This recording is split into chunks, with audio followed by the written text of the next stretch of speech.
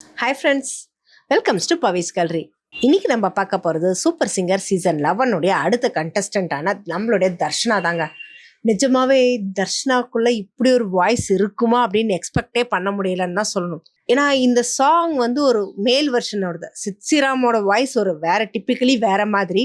So அவர் பாடின சாங்கை ஸ்டேஜில் அந்த எஃபோர்ட்டோட பாடினதுக்கு ஜட்ஜஸ் எல்லாம் ஸ்டாண்டிங் அப்ளாஸே கொடுத்துருக்காங்கன்னு சொல்லணும். ஸோ அந்த வாய்ஸில் எந்த அளவுக்கு எஃபர்ட்டு, அந்த எக்ஸ்போஷர் எல்லாமே செம தான் போங்க.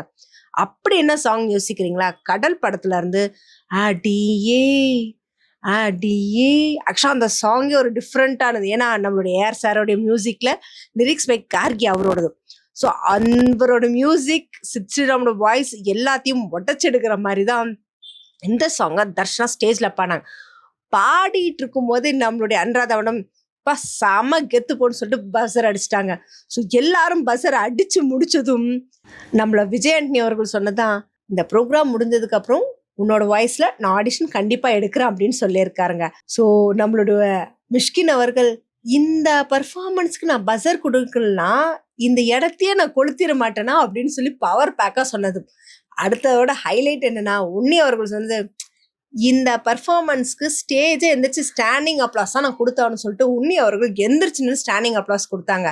இது முடிஞ்சதும் அவங்க அம்மா சொன்னது, ஆக்சுவலாக இந்த சாங் என்னோட சாங், நான் ஸ்டேஜில் இதுக்கான பர்ஃபார்மன்ஸை பாடணும், அதுக்கான அப்ளாஸ் கண்டிப்பாக வாங்கியே தீரணும்னு சொல்லிட்டு அவர் ரொம்ப எஃபர்ட் எடுத்தானே. நம்மளோட தர்ஷினியும் அழுக, அவங்களோட அம்மாவும் அவங்களோட பாசத்தோட அழுக.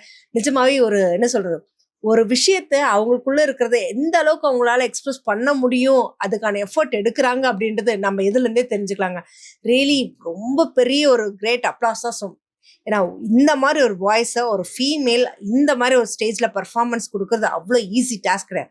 ஸோ அவளோட வெயிட் பண்ணும். ஸோ தர்ஷினியோட பர்ஃபார்மன்ஸ் இன்னும் எந்த அளவுக்கு இருக்கும், என்னென்ன மாதிரி சாங்ஸ் எப்படியெல்லாம் அவங்க வந்து பர்ஃபார்மன்ஸ் கொடுக்க போகிறாங்க, நம்மளை எல்லாரையும் வந்து மேய்சிலுக்கு வைக்க போகிறாங்கன்றதை பற்றின கமெண்ட்டை கமெண்ட் பாக்ஸில் கொடுங்க. இந்த மாதிரி இன்ட்ரெஸ்டிங்கான அப்டேட்ஸ்க்கு என்னோட சேனலை சப்ஸ்கிரைப் பண்ணிக்கோங்க.